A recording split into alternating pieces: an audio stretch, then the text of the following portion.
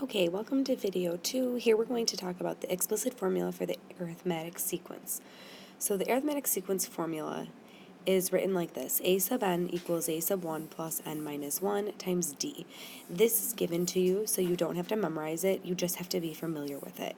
So to write and use this rule to find any nth term, you must know the first term, a sub 1, and what the common difference d is. Then you can sub those things in. So a sub n is, just remember our fancy way of saying like f of x equals. And then a sub 1, we need to be able to fill that in with the first term. And then we fill in the d with a common difference. And then we'll still see we have a variable n, which makes sense. We can put things in for n and get out the value. It's similar to the linear function equation that we had before. I just rewrote it with the letters so they were corresponding with these letters that are used. A of n is just like that, a sub n. D is your common difference, which we usually have with the slope, but the difference here is the b term.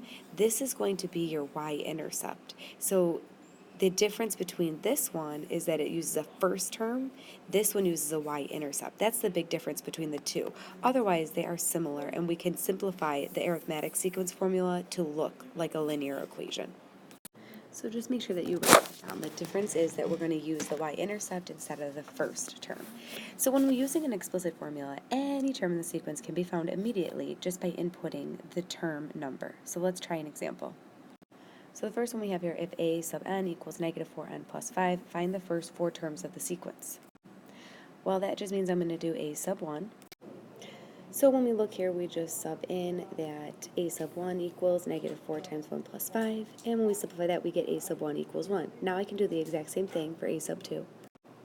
So all I did was rewrite a sub 2 instead of a sub 1 equals negative 4, where I put a 1 originally in place of n. Now I'll put the 2 plus 5, which simplifies to be negative 3. Now I can do the same thing with 3. When we do that, we get a sub 3 equals negative 4 times 3 plus 5, which becomes a sub 3 equals negative 7. And the last one, we got to do the fourth term, so same thing with the 4. And when I do that, I put in the 4 everywhere I saw an n, and then I get our answers. So they look a lot like our linear equations that we've used in the past. So we have where we take in the n's and then we get out what the value is. So what type of sequence is this? It's linear because there's a common difference. If I look at the pattern, I'll just write them out so that we see the terms.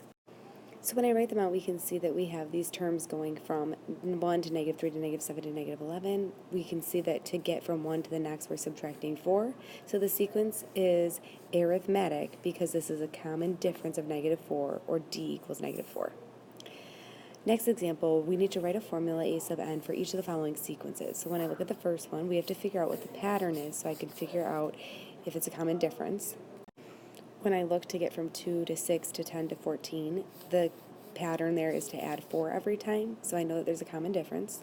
So now we can use, since this is a sequence, I'm going to use the arithmetic equation that we have up top, which is a sub n equals a sub 1, which is the first term, which I see is 2, so I'll put a 2 in. And then I just subbed in the n minus 1 stays, and then the common difference goes in for d, so 4. We can put it in parentheses if you'd like as well, just showing that this is going to be multiplied to both of these things.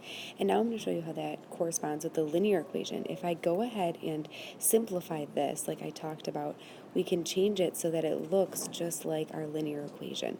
So when I distribute the 4 to both things inside, then I end up with Then I have the a sub n equals 2 plus 4n minus 4, combine like terms, and then we end up with the equation a sub n equals 4n minus 2. Both of these are acceptable answers, and they just look a little different depending on if you're using the simplifying it to make it look like linear, or if you just leave it with the arithmetic equation. Okay, we'll talk about this more tomorrow. Have a good night.